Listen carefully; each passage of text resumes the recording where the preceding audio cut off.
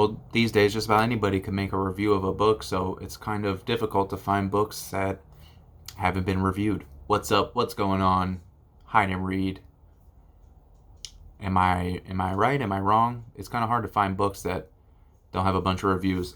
I recently finished this book here, Keepers of the Secret, by Barnaby, Conrad, and Nico Mastorakis.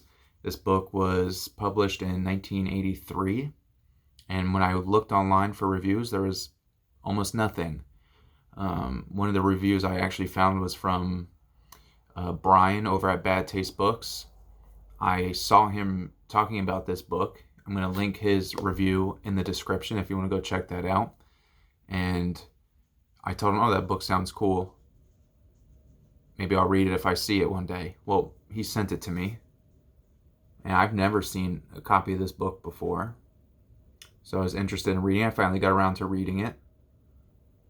And I suspect that he read it because the cover just looks so cool. And he's also into reading and reviewing books that, like I said, are kind of missed by the general public. Anyway, it was a decent read. I wasn't blown away by it or anything. I kind of just want to talk about maybe why this book hasn't been reviewed, why it's kind of forgotten, it seems. Well, it's blasphemous, for number one. The book is about these kind of Gnostic, what we call Gnostic texts, about Jesus and the Christ figure, and that goes kind of counter to what the gospel is, basically, what people know as the gospel. So right away, maybe the problem with this book is that it's primarily going to only interest people that are Christian, or people that at least have a Christian upbringing. And the book is blasphemous, like I said. So, and the book in itself is blasphemous, but some of the plot points are. And so right away, that would be something I don't think a lot of Christians would be interested in reading. That being said, I was raised in a Christian household. I wasn't that offended by the book. If you are interested in different texts, basically about Christianity that didn't make it to the Bible, there's a lot of them. The stuff that's said in here is not that. It's not that crazy. Like, you're not going to be blown away or anything. I thought what was cool about the text that they used as kind of the plot point of this book was that it kind of connects a lot of, like, it fits in, like it potentially could, it could be what they're saying it is in the book, or what it possibly could be, basically. A lot of the Old Testament books of the Bible is thought to be kind of foretelling the coming of the Christ figure, which Christians believe to be Jesus of Nazareth. And this kind of text, this found text in the book, is kind of fits in with the different kind of foreshadowings, basically. Anyway, so yeah, Keepers of the Secret. What happens here? There's like an international thriller, kind of crime thriller. I could easily see this fitting in with hard case, these hard case crime books.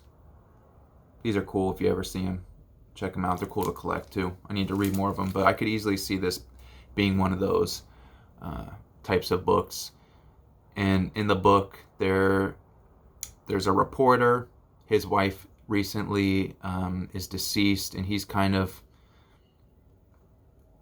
like trying to figure out what to do next. And so he's kind of on vacation, looking for a story. Maybe he'll just write, a couple interesting articles about the places he visits, just kind of loosely looking for a story.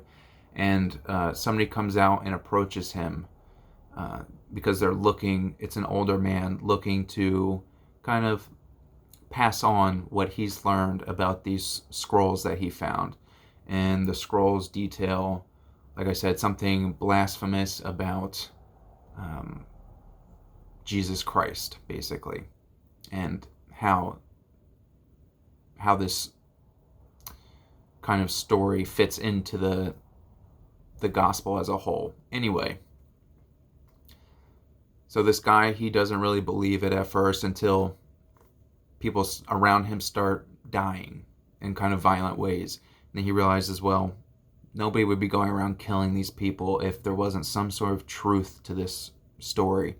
So he becomes convinced that he should start looking into the story. He eventually realizes that the reason why he isn't dying is because the people that are conducting these hits, basically, they want him to lead them to these scrolls because they don't have access to them. So he knows as long as he keeps looking for the scrolls, he's not going to die. Once he finds them, they'll probably try to kill him. So he kind of has a way to kind of continue on looking for these things, and he can't really stop looking for it because then they'll kill him. So, because he won't be useful anymore. So yeah, there's like a secret cabal inside of the Vatican, and they'll pretty much do anything necessary to stop these scrolls from seeing the light of day. What I wasn't expecting in this book was towards the end, the last half, a lot of the book takes place on Mount Athos, which was probably the coolest part of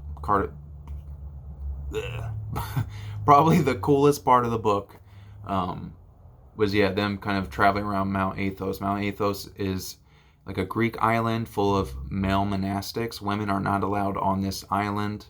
But yeah, it's just kind of like a place that people, like, you can't just visit this area for, just to look around or whatever. It's like a serious place, and there's a lot of architecture and stuff. So just kind of like a mysterious setting, basically.